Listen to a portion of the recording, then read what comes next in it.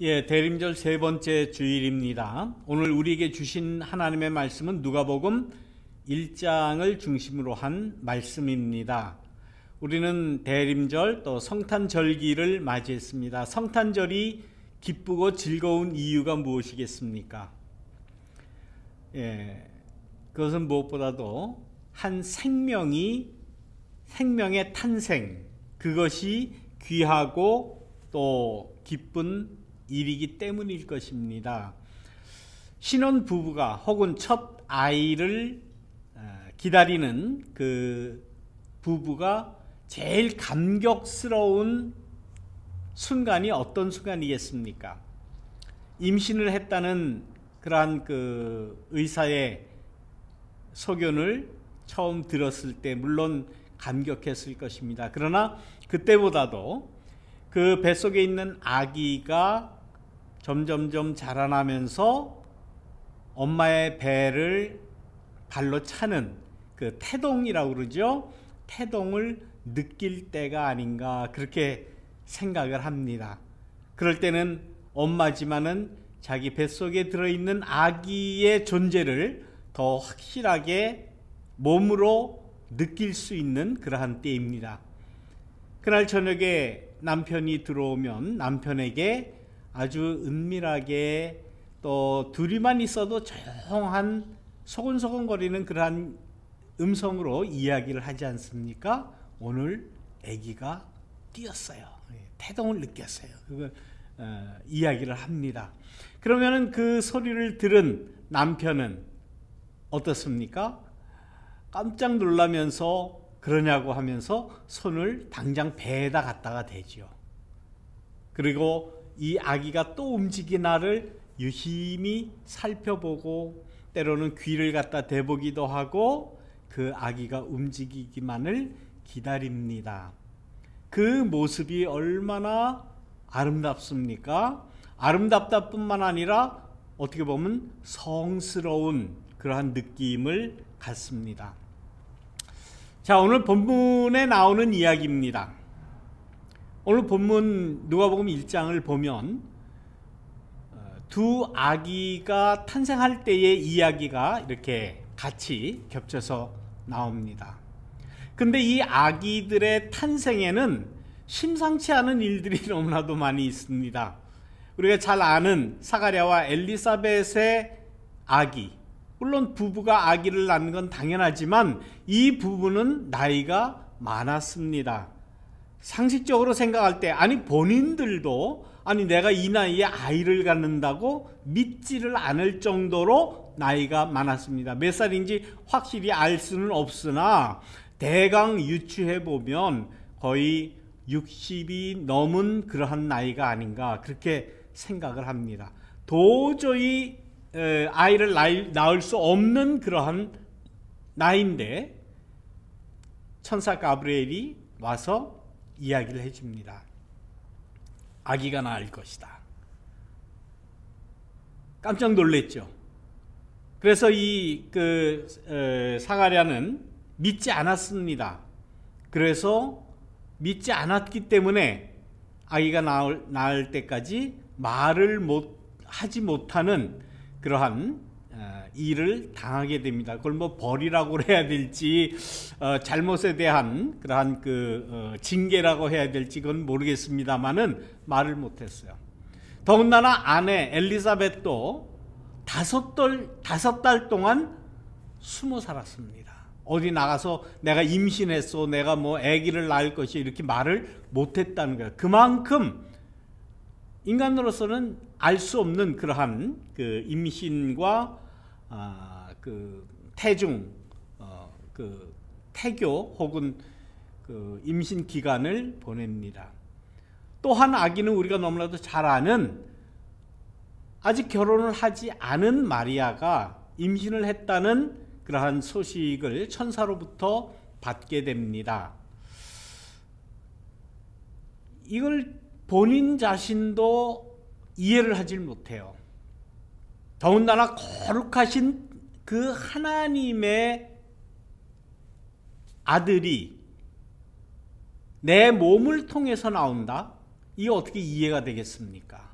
처녀가 애를 낳았다고 하는 것도 이해할 수 없는 것이고 그 당사자인 마리아도 이해할 수가 없는 거예요. 그러나 이것이 하나님의 크신 뜻이라고 하니, 하나님의 높으신 뜻이라고 하니 하나님의 뜻이 이루어지기를 바랍니다. 그대로 받아들이는 거예요. 믿은 거예요.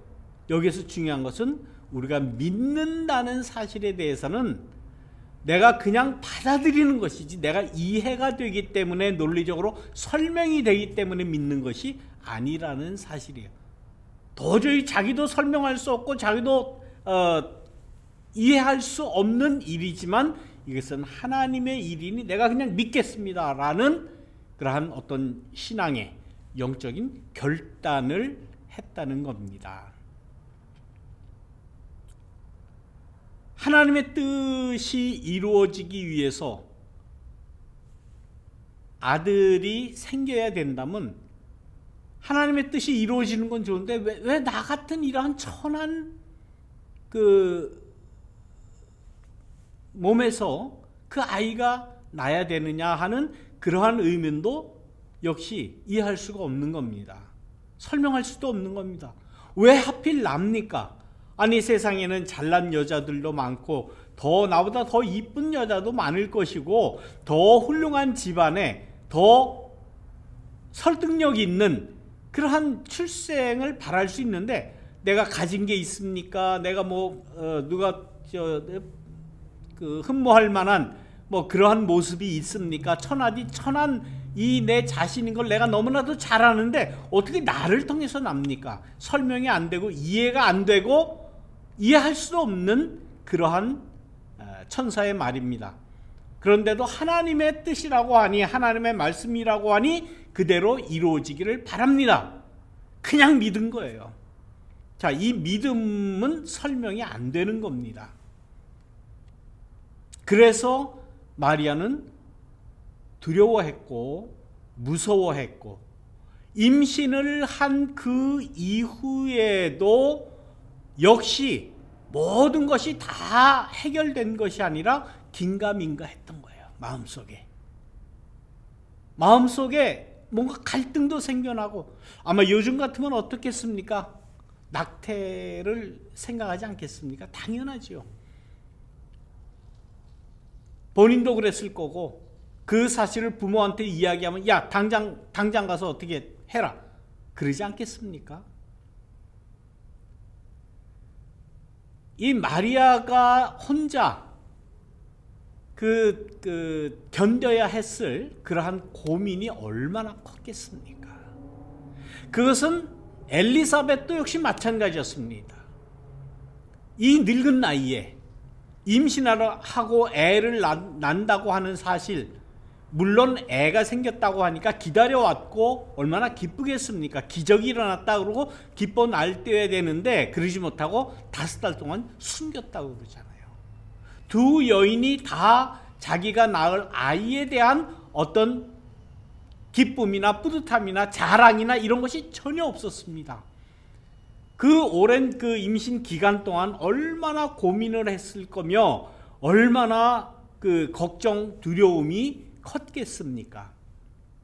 자, 그때에 마리아가 한 가지 결단을 하죠. 나와 비슷한 처지에 있는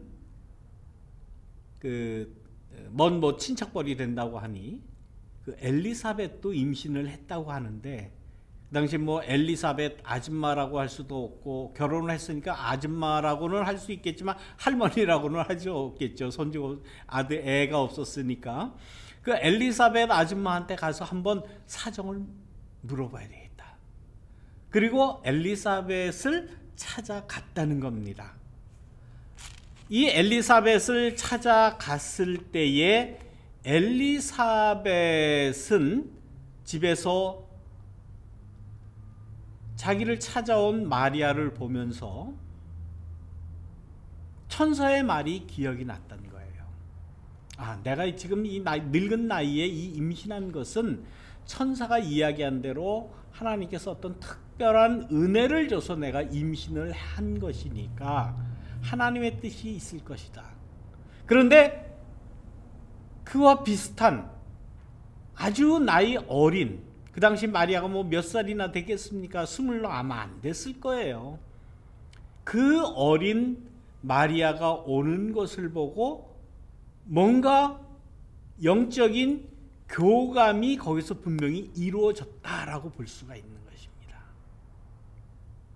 그러면서 그 마리아가 엘리사벳에게 와서 인사를 하는 그때에 엘리사벳의 태에서 태 안에 있는 아기가 발길질을 한 거예요. 막 그것을 어떻게 표현을 했는가 하면 이것은 애가 물론 생물학적인 그러한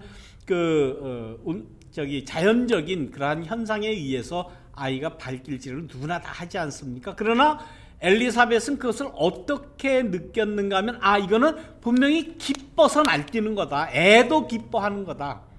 아니면 엘리사벳도 이러한 그 고민과 부끄러움과 창피함과 늙어서 애 낳지 못하는 여인이 이제 늙어서 애를 낳았다고 하는 임신했다고 하는 이 사실에 대한 것을 어떻게 뛰어넘어야 되지 않을까 하는 그런 그 마음속에 요망도 있었을 겁니다. 그것을 마리아가 왔을 때에 똑같은 그러한 이유에서 임신을 하고 그 임신에 대해서 말 못하고 고민하고 두려워하는 마리아가 왔을 때에 이제는 내가 동지를 만났구나. 나와 똑같은 형편의 동료를 만났구나 라는 그러한 심리적인 안정감, 거기에다가 더해서 이 임신은 내 자의에 의해서 생겨난 것이 아니라 천사가 일러준 대로 하나님의 뜻이 여기 있구나 라고 생각을 했고 그 하나님의 뜻을 감지해 낸 것이다. 그렇게 볼 수가 있는 거예요. 우리가 어려움을 당할 때에 혹은 불확실한 그러한 내 삶을 바라볼 때에 우리는 누구나 다 불안합니다.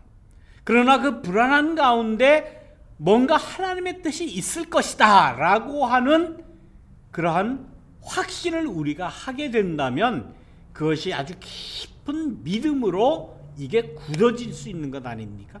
지금 이 누가복음 1장에 나오는 이 엘리사벳과 마리아의 만남이 그런 순간이라는 거예요. 이 대림절 기간은 우리의 삶에 있어서 엘리사벳과 마리아의 만남과 같은 그러한, 다른 사람들은 몰라요. 다른 사람들은 다 모릅니다. 그러나 그 두려움의 당사자 두 사람이 모였을 때 두려움이 환희로, 기쁨으로 내 뱃속에 있는 애까지 기뻐서 날뛰는구나 라고 고백할 수 있을 정도의 환희로 바뀐다는 것, 이러한 순간, 이러한 찰나가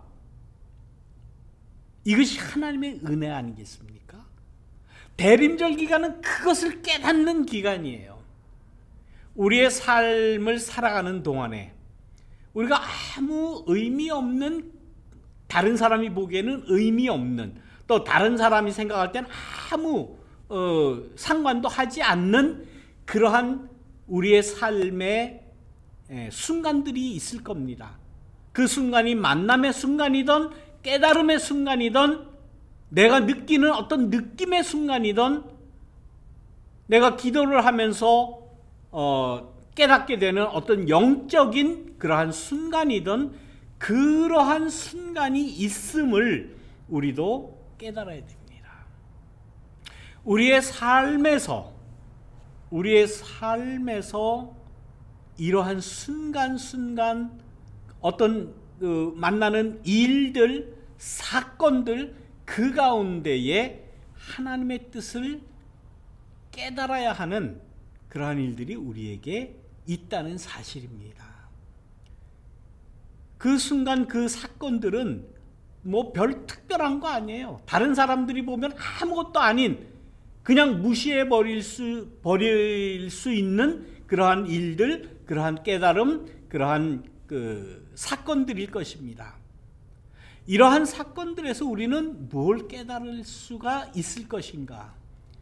우리가 아주 예민한 영적인 어떤 그 감지를 갖지 않으면 우리 자신도 그냥 흘려보낼 수가 있어요. 우리 자신도 뭐 그런 일이야 뭐 늘상 있는 것 아닌가라고 그냥 흘려버릴 수도 있어요. 그러나 엘리사벳은, 마리아는 그렇게 흘려보내지 않았다는 사실이에요. 마리아나 엘리사벳이나 자신들이 임신한 이 일에 대해서 두려움과 걱정 가운데, 또 무서움 가운데, 고민 가운데 있었지만은, 그러나 그 고민하는 그 순간순간 고민하는 그 단계에서 뭔가 여기에는 하나님의 뜻이 있다. 왜? 천사가 와서 일러줬기 때문에, 하나님의 뜻이라고 일러줬기 때문에 여기에는 뭔가 하나님의 뜻이 있을 것이다 라고 생각을 했던 겁니다. 그것을 그냥 무시해버리질 않았어요.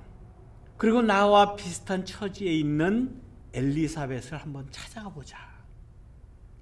찾아온 마리아를 보고 엘리사벳은 나이 차이가 지금 한참 나는, 그야말로 한 30년 이상 차이 나는 그러한 관계임에도 불구하고 마리아가 들어와서 문안을 할 때에 엘리사벳이 화답을 하면서 뭐라고 합니까?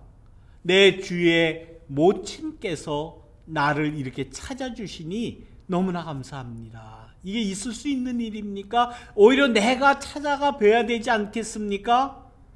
이게 지금 나이가 거꾸로 된 거 아닙니까? 엘리사벳이 훨씬 많아요. 어머니보다 훨씬 더 많을 거예요, 아마. 그야말로 이렇게 딸 같은 아이가 와서 임신했다고, 자기를 나도 임신했으니까 우리 서로 사정을 좀 이야기해보자고 찾아왔는데, 딸과 같은 그러한 아이 마리아에게 내 주의 모친께서라고 하는 극존칭을 하잖아요. 예사롭지 않은 겁니다. 모든 것이. 우리는 그냥 일상을 일상으로 그냥 흘려버리는 게 얼마나 많습니까? 일상 가운데 비상을 캐치할 수 있는, 그저 평범한 것 가운데 특별한 하나님의 뜻이 있음을 깨닫고 그것을 붙잡는 우리의 영적인 감수성이 필요하다. 그러한 영적인 감수성, 어떤 하나님 나라의 하나님의 뜻을, 그 기밀을 내가 잡는 것, 이것을 위한 우리의 영적인 훈련이 필요하지 않겠습니까? 그 영적인 훈련이라고 하는 것은 늘 기도하는 거예요. 하나님의 뜻이 내게 이루어지기를 바랍니다. 기도하고 성경 말씀 보고 연구하고, 그야말로 우리의 그 영적인 그 안테나를 바짝 세워서 하늘에서 내려오는 그러한 그 어떤 영적인 그 신호를 감지해내려고 우리는 늘 준비하고 있어야 된다. 기다리고 있어야 된다. 이것이 대림절의 의미일 것입니다. 영적으로 예민한 사람, 내 삶에서 일어나는 조그마한 일에도 혹은 조그마한 변화에도 그 안에 들어있는 하나님의 뜻을 감지해내려고, 하나님의 뜻을 잡아내려고 하는 그러한 노력이 우리에게 있어야 되지 않겠습니까? 그래서 이 마리아는 뭔가 그 뜻을 더 확실히 하기 위해서, 아직은 두려워요. 아직은 무서워요. 괴로워요. 앞으로 내가 받아야 할 그러한 사회적인 관념, 사회적인 일반적인 인식에서 나를 얼마나 오해를 하고 부정한 여인이라고 그렇게 이야기할까라는 그러한 두려움. 그러나 이것은 천사가 내게 일러준 것이기 때문에 뭔가 여기에는 하나님의 뜻이 있을 것이다 라는 그러한 작담은 작을까요? 소망일까요? 그것을 가지고 있었습니다. 그런데 엘리사벳을 만나는 순간 자신들이 가지고 있던 두려움과 무서움, 공포스러움 혹은 걱정 이런 것이 다 순간에 없어졌다는 사실 아닙니까? 순간에 엘리사벳은 마리아를 보자마자 만나자마자 그러한 두려움에서 깨쳐 나올 수가 있었던 겁니다. 그리고는 마리아를 만나는 그 이후부터 지금까지 5살 동안은 숨어 살았는데 이제는 내가 숨어서 살 필요가 없다. 나는 하나님의 은총을 받고 하나님의 뜻에 의해서 아들을 낳을 것이다. 그래서 태어난 아들이 요한이에요.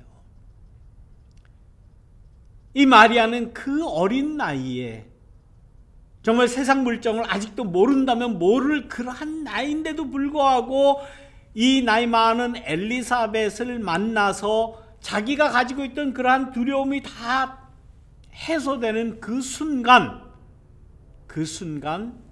우리가 오늘 본문에서 읽은 이 말씀, 마리아의 찬가를, 마리아의 노래를 하게 된 것 아니에요. 그 이전에는 이 마리아의 노래를 못했어요. 이 엘리사벳을 만난 이후에 어떤 확신이라고 할까? 내가 임신한 이 아이가 앞으로 어떤 일을 할 것인가 라는 그런 확신을 갖게 되었어요. 그 확신이라고 하는 것은 여러분들 마리아의 찬가를 한번 읽어보시기 바랍니다. 그 내용이 어떤 내용인가? 이게 임신한 여인의 입에서 나올 그러한 이야기입니까?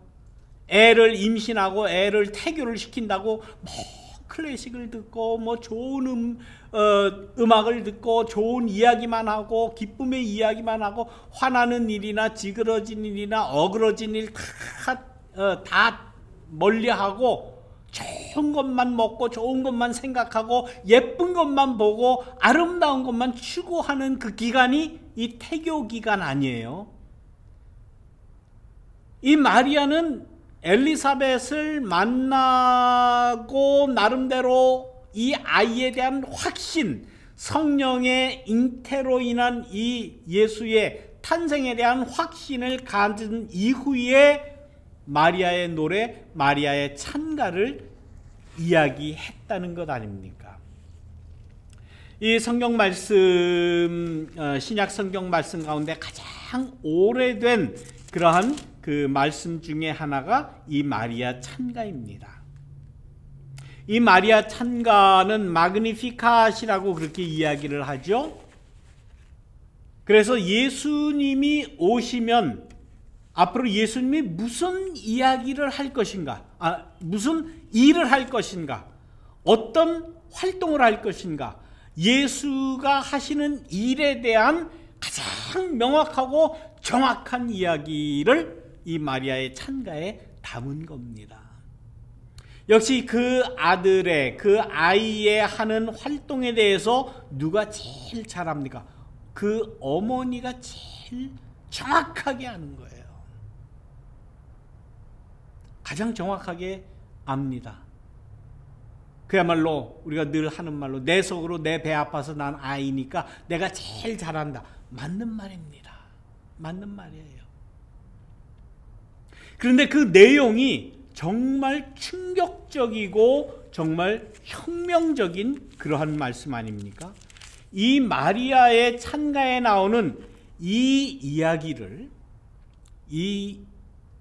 이야기를 보면 정말 태교를 하는, 아름다운 것 보고 선한 것 보고 또 예쁜 것만 보고 좋은 소리만 듣고 그렇게 해야 할 아이를 임신한 사람의 말이라고는 볼 수가 없습니다.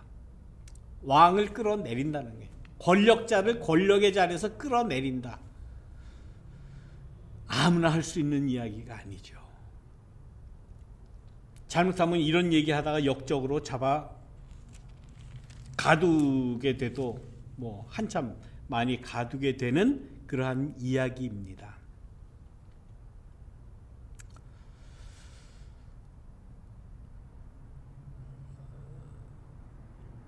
이러한 그 일상, 마리아가 혼자 개인적으로 고민하고 개인적으로 지내야 할 이러한 일상을 깨우쳐서 엘리사벳을 만났다고 하는 이 사실, 우리의 신앙생활에서도 이러한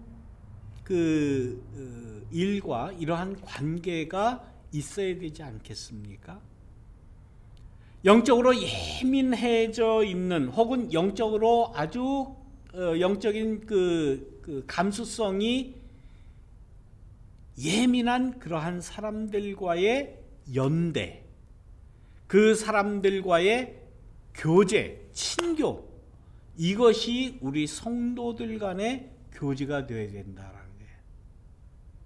우리 교회라고 하는 것은 이건 세상의 그 일반적인 뭐 소셜 클럽이 아닙니다. 세상에서는 친교를 위해서 계회를 한다고 그러죠. 예, 계회를 해서 뭐 한 달에 얼마씩 내고 모여서 뭐 식사하고 친교 나누고 그다음에 돈도 나누고 뭐 친교를 위해서 계회를 한다 뭐 그렇게들 이야기를 하고, 또 교회에서 이런 계회를 하는 경우도 또 많이 저도 봤어요. 아직까지 하는 그 팀들도 있는 것도 알고, 그러다 또 깨져가지고 또 교회가 아주 그냥 박살이 나는 그러한 경우도 많이 있습니다. 그런 거 하는 데가 아니에요. 교회는 그냥 뭐 그 사회에 뭐 웬만한 사람들이 모여서 이루는 그리고 로타리 클럽이나 무슨 뭐 라이언스 클럽이나 뭐 이런, 물론 모여서 뭐 다 좋은 일 하고 뭐 장학회도 만들고 뭐 이런다고 하는 그런 것이 아니에요. 교회는 뭔가 그런 거 하는, 그런 친교 뭐 좋은 일 하는 건 좋지만은 그런 것이 아닙니다. 가장 영적으로 예민한 사람, 그 사람을 찾아가서 만나는 일이에요. 거기에 책임의 목사가 있죠. 이 일을 만났을 때에 어떤 하나님의 뜻이, 하나님의 그 지시가 무엇인지를 우리는 그 종교 지도자들에게서 듣지 않습니까? 그거 하는 곳이에요. 하나님의 뜻을 추구하고 하나님의 뜻을 듣고 하나님의 뜻을 만나는 그러한 영적인 자각을 깨닫는 그러한 활동을 해야 되는 것이 바로 교회입니다. 지금 이 마리아, 아마 이 마리아는 그 당시에 유대교 교육도 못 받았을 거예요. 여자니까 율법이 뭔지 아예 랍비한테 가서 배우지도 못했을 거예요. 그냥 뭐 주위에서, 집안에서 들려오는 그러한 종교 교육이나 받았겠죠. 물론 뭐 엘리사벳은 제사장의 아내이니까 그 남편에게서 많이 듣기는 했겠습니다만은, 아마 그래서 마리아가 이 엘리사벳을 찾아가지 않았을까? 나는 율법에 대해서 모르고 뭐 하나님의 뜻이 뭔지 몰라. 전혀 깜깜해요. 그러나 하나님의 뜻에 대한 절대적인 신뢰는 있었기에 그래도 뭐 좀 알 수 있는 위치에 있는 이 엘리사벳을 찾아가면 뭔가 깨달음이 있지 않았겠는가 라는 막연한 기대가 아마 있었을 거라고 봐요. 저는 누가 마리아에게 율법을 가르쳐 주겠습니까? 누가 마리아에게 이러면 된다 안 된다, 뭐 하나님의 그 율법의 말씀을 이렇게 쓰여있다, 누가 가르쳐 줍니까? 가르쳐 주는 사람은 없어요.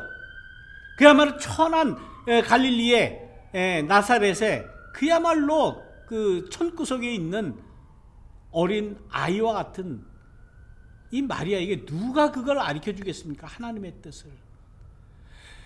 마리아는 그냥 거기에서 그냥 나는 팔자가 이렇게 생겼으니 그냥 이러다가 그냥 한평생 살다가 죽는 거지 하고 그냥 뭐 매물러 있지 않고, 뭔가 하나님의 뜻을 찾기 위해서 그래도 엘리사벳에게 가면 뭔가 깨달을 수 있지 않겠나, 뭔가 알 수 있지 않겠나, 뭔가 교육이, 친교가 이루어지지 않겠나라는 생각을 가지고 엘리사벳을 찾아간 것 아니겠습니까? 결과적으로 보면은 역시 마리아의 생각이 옳았던 거예요. 내가 고민이 생길 때에, 내가 어려움을 당할 때에, 내가 두려울 때에 어떤 영적인 감수성이 있는, 혹은 자기와 같은 그러한 고민에 빠진 사람들을 찾아가서 만남을 통해서, 그 만남을 통해서 내가 막연하게 가지고 있던 그러한 하나님에 대한 확신이, 내 신앙이 그야말로 폭발하는 그러한 영적인 체험을 지금 마리아는 한 거예요. 마리아의 위대함이 여기 있습니다. 마리아는 정말 위대한 신앙인이에요. 위대한 어머니예요. 정말 온 인류의 어머니라고 해도 과언이 아니지 않습니까? 이 마리아에 대한 이 찬양을 우리 개신교회에서는 애써 무시해 왔습니다. 캐톨릭 교회가 이 마리아를 성모 마리아로 숭상하고 어떤 그 신적인 위치에 놓고 마리아에게 기도도 하고 뭐 이렇게 하는 것에 대한 반발이죠, 개신교에서는. 그래서 어떻게 인간 아무리 예수님의 어머니지만은 그 마리아를 뭐 섬기느냐, 마리아에게 기도를 하느냐, 뭐 이렇게 이야기하면서 캐톨릭과 개신교가 큰 싸움을 많이 했습니다. 거기서 갈등이 많이 생기는 거예요. 그래서 이 성모 마리아에 대한 그 찬양, 오늘 우리가 그 성가를 통해서 또 예배 전에 모든 그 찬양, 제가 일부러 이 아베 마리아를 이 예배 시간에 넣은 이유가 바로 그겁니다. 지금 어떤 개신교회에서도 예배 시간에 아베 마리아 안 합니다. 왜? 인간이다 이거예요. 마리아는 인간인 거 좋습니다. 인간입니다. 그렇다고 그 마리아가 한 일에 대해서 우리가 그 신앙을 우리가 본받아야 되지 않겠어요? 성경에도 나오는 말씀인데 그걸 애써 마리아의 그러한 그 신앙의 그 좋은 모습을 본받으려고는 하지 않고, 이거는 마리아는 묻어둬야 된다, 얘기하면 안 된다, 찬양하면 안 된다, 이래야 되겠습니까? 마리아에 대한 열등감이에요. 개신교의 열등감. 이제는 개신교도 이제는 깨어나야 됩니다. 아직까지도 이 마리아에 대해서 그렇게 무시하고 하는 그러한 모습은 이건 올바르지 않습니다. 이 마리아의 신앙, 위대한 신앙이에요. 정말 우리가 본받아야 할 그러한 신앙인 것을 여러분 다시 한번 기억해 주시기를 바랍니다. 다음 주일은 이제 대림절 마지막 주간인데 이 마리아의 찬가에 대해서 다음 주일은 말씀을 드리도록 그렇게 하겠습니다. 예수님의 어머니 마리아, 성스러운 어머니 성모 마리아, 그 마리아의 신앙을 우리 모두가 본받으시는 저와 여러분이 되시기를 간절히 축원합니다. 말씀을 기억하시면서 우리 침묵으로 기도하도록 하겠습니다.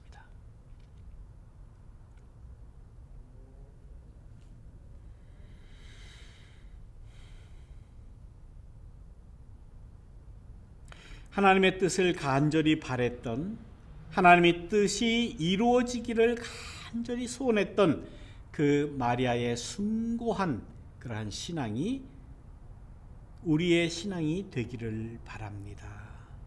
우리 각자의 마음속에 마리아와 같은 이러한 높으신 하나님의 뜻을 그 내 삶을 통해서 발현시키는 그러한 신앙이 우리에게도 이루어지게 하옵소서.